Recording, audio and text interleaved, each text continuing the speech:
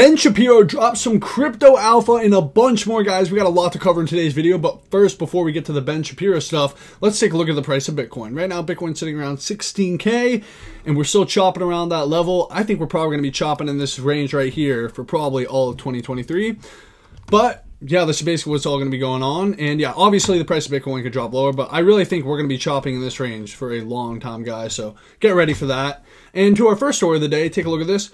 Palau, president, says the country is working with Ripple to explore the creation of a national stablecoin. So if you don't know, Ripple is a settlement network for XRP. So they're basically working with XRP. And Palau is a very small country. It has only a population of 20,000. And I think this is pretty interesting. Why they would choose XRP, who knows? Maybe the president has a bag of XRP, but I will say this is good for XRP. Any adoption is bullish. So yeah. And to our next story, take a look at this. U.S. consumer sentiment is at the lowest level in more than 50 years, study done by the University of Michigan. But the government, and then Wall Street Silver says, but the government says the economy is strong, everything is fine. Fed keeps raising rates, heading into a recession. So take a look at this. The consumer sentiment record. You can see here, we have the lowest consumer sentiment in 50 years. 50 years. So what this is showing right now is the consumer spending is probably going to start pulling back. As we know, there's been robust consumer spending, which is the reason why we haven't been in a brutal recession yet.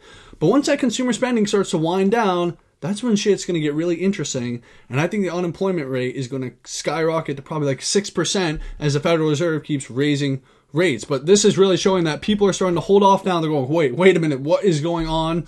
And I think consumer spending is definitely going to drop, and we're starting to see the sentiment drop in real time. So yeah, and to our next story, take a look at this. Japan set to unban foreign-issued stablecoins such as Tether in 2023. Japan, I don't know why Tether would be banned. Tether is used for a bunch of stuff. Good stuff coming out of Japan. And to our next story, take a look at this. The Solana total volume locked, or no, not total volume, total value locked, right now is at $215 million.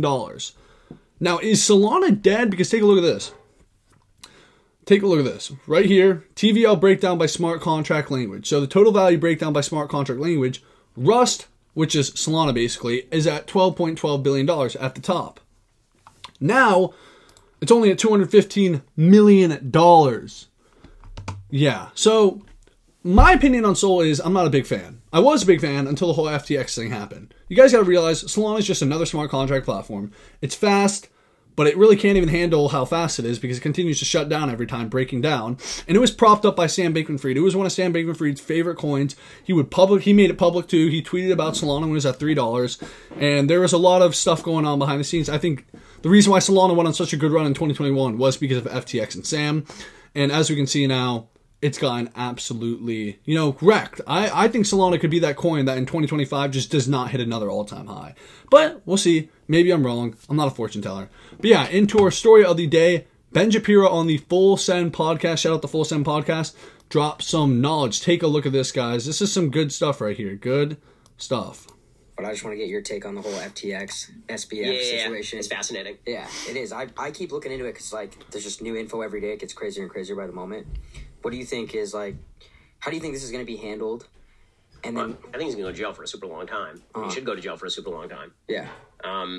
It is amazing what connections and inflated valuations will do for a company. Yeah. And that's really true right here. We saw this a lot in crypto. Basically Sam Bankman-Fried pumping his own coin up and doing all this bullshit just completely inflated the price of FTX. Really crazy shit. How do you think that represents us? Because he's affiliated with some of the most powerful people. He's donating a bunch of money. I saw that he's actually was donating to both parties. So his deputy, I believe, donated to one of his deputies. I think donated a bunch to Republicans. He donated like $30 or $40 million to Democrats. Yeah.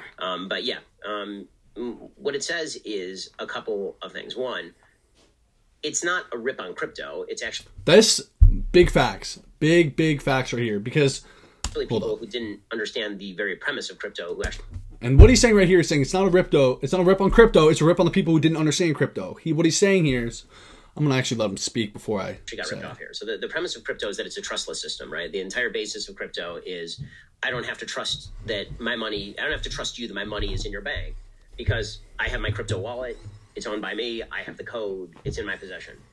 People forgot the basis of crypto and they left their money in the care of somebody else, right? They left their... And this is big facts right here. you know, a lot of people just kind of kept their money on exchanges. They assumed everything was safe. And I'm not gonna lie, I thought it was all safe too. I never kept my crypto on exchanges, but I did feel that a lot of exchanges were safe. And people were keeping the crypto just on exchanges and not in hard wallets. And you're supposed to keep, if you have a large chunk of money, even if it's a large chunk of money to you are, because at the end of the day, a large chunk of money is just relative to whatever type of money you're bringing in. So let's just say you have a lot of money to you. You should keep it on cold storage. No reason to keep it in someone else's hands. You gotta understand, when you got your money on any of these exchanges, if they get fucked, you get fucked too. And you sign a little thing at the beginning that says that. So there's really nothing you can do about it. That's why the people who, the whole FTX thing, are they going to get their money back? Probably not. And what Ben's saying here is complete facts. This is real shit. I recommend all you guys get a hardware wallet for sure, because that is really the crypto. The point of crypto is to be trustless and to be unbanked. And by just buying it and putting it on some exchange, you're taking a lot of risk. Their care they left their money in the care of FTX. They left it in the exchange. By leaving it in the exchange, that made it vulnerable to being embezzled. And so it's actually not a repudiation of crypto. It's a repudiation of a system in which people assume. And I'll be honest, I'm very surprised Ben's like knowledgeable like this. Like, I thought he would be like, oh, it's fucking crypto. But, you know, he definitely did his homework with this one, because it's not. Like, it's really sad because crypto is probably, the sentiment with crypto right now is so fucking low. It's probably the lowest it's been since the Mt. Gox collapse. So, and it's a lot of misunderstanding. A lot of people don't really understand what happened, but Ben here seems to understand. Assumed they could trust authority figures once again, and it turns out that they couldn't. And this is why it turns out SBF was spending an enormous amount of time cultivating politicians and appearing in public with some of the most powerful people on earth. When you appear on panels with very powerful people, it creates a halo effect. Everybody starts to think that you're somebody worthy of emulation, that they can trust you. Yeah. And you know what's crazy? So what he's talking about right there is basically like the when SBF was with Bill Clinton and shit. That made me trust him less. You guys don't understand, the whole basis around crypto is to separate money from the state. So if you see a lot of these crypto actors and they're always playing with the state and they're really in bed with the state, it's sus. I know, of course, regulation is coming, and to a degree, these big crypto guys do have to agree with politicians, but like, yo, Sam was chilling on stage with Bill Clinton. Like, that is sus. If you're not sus about that, then I don't know what to tell you. I mean, Bernie Madoff did the same thing, right? He's gonna, like, ring the bell in at the New York Stock Exchange. Like, well, that guy can't be defrauding me. He rang the bell at the New York Stock Exchange, right? And so I think that's definitely a big part of the story. You think there's a part of him that like does that for protection in case something ever did go south? Yeah, I mean, I think that's how his company sort of got started. I don't know that he was backfilling it as much as just continuing to do what he'd always done. I mean, I think the surprise for him is that he thought, like it seems most of these fraudsters do, that eventually there'd be something that filled in the gap that he'd created. And that's really what it was. FTX was ran on funny money. A lot of funny money's in crypto. A lot of funny money's in the world. That's why there's a lot of Ponzi schemes and a lot of other bullshit. Because money just gets printed out of thin air. And it's a bunch of crazy shit, so people can think they can fill the hole, but they really can't. And yeah, guys, that's all I got for the video. Shout out to the Full Send Podcast for providing this great content.